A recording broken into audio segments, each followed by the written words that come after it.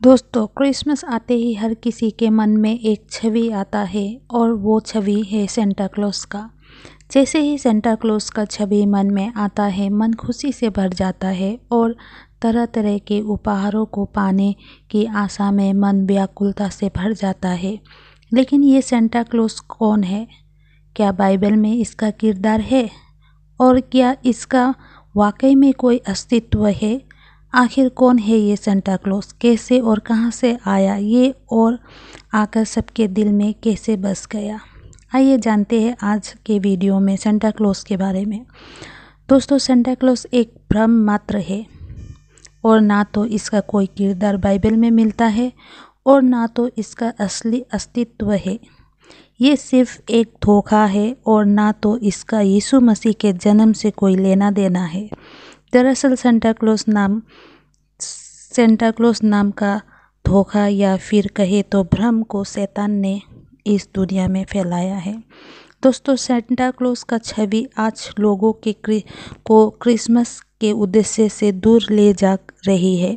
लोग क्रिसमस में यीशु मसीह के जन्म से ज़्यादा सेंटा क्लॉस से वास्ता रखते हैं और सेंटा क्लॉस से ही खुश रहते हैं तथा अपनी अपनी विश मांगते हैं।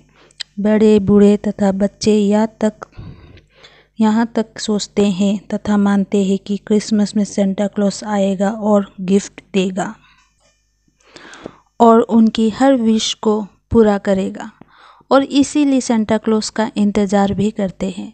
जबकि क्रिसमस में प्रभु यीशु का जन्म हुआ था और उनका ही इंतज़ार करना चाहिए, और प्रभु यीशु ही लोगों की हर मदद करता है और सहायता करता है।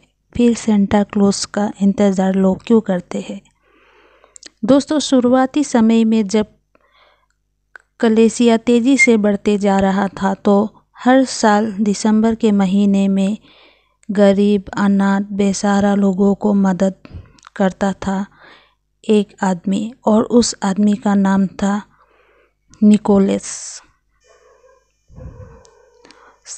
उस आदमी के मृत्यु के पश्चात लोगों ने उसे सेंट के नाम का उपाधि दे दिया और बाद में उसे सेंट निकोलस कहने लगे। सेंट निकोलस के किए गए कामों को याद रखने के लिए रोमन चर्च ने उसका एक छवि बनाया और उसका नाम सेंटा रखा, जो आज तक प्रचलित है। दोस्तों, निकोलस सिर्फ एक व्यक्ति था जिसने परमेश्वर के प्रेम को पाया और जाना, फिर दूसरे लोगों में बांटा, और इसीलिए वो गरीबों, अनाथों तथा बेसहारा लोगों को मदद करता था। लेकिन आज लोग क्रिसमस में देने के बजाय सिर्फ पाने की इच्छा रखते हैं। सेंटा क्लॉस आएगा और हमें बहुत कुछ देगा, ये ही सोचते हैं। लेकिन लोग ये भूल जाते हैं कि क्रिसमस में हमें पाने की नहीं, देने की सोचना चाहिए। जैसे परमेश्वर पिता ने हमें अपने एक लौते पुत्र को दिया, और एक लौते पुत्र प्रभु यीशु मसीह ने जैसे हमें हमारे लिए ही अपने जान को दे दिया। दोस्तों, अगर आप सच्चे विश्वासी हैं तो क्रिसमस में उपहारों को पाने तथा अपने लिए खरीदारी करने के आशा को छोड़ गरीब, अनाथ तथा बेसहारा लोगों को मदद करने की सोचें।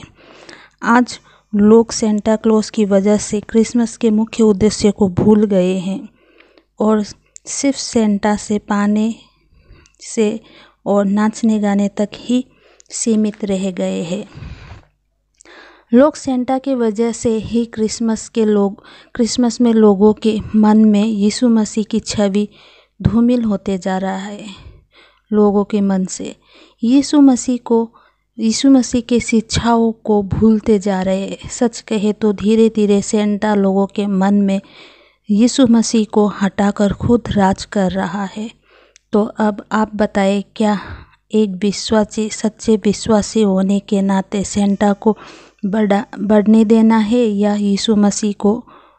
हमें सेंटा का प्रचार करना चाहिए या यीशु मसीह का? जिस तरह सेंटा के कपड़े, मुखड़े खरीद कर पहनते हैं, इसे पहनकर सेंटा के वेश में नाचते गाते हैं, इससे तो सेंटा क्लॉस का ही प्रचार होते नज़र आ रहा है, जबकि हमें एक सच्चे विश्वासी होने के नाते ये नहीं करना चाहिए।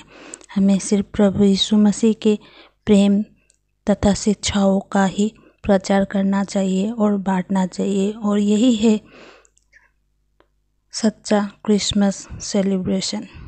तो दोस्तों, आज का मेरा ये मैसेज कैसा लगा प्लीज़ कमेंट कीजिएगा, और पसंद आए तो लाइक शेयर एंड सब्सक्राइब कीजिएगा। मेरे अगले वीडियो आने तक आप सबको जय मसीह की।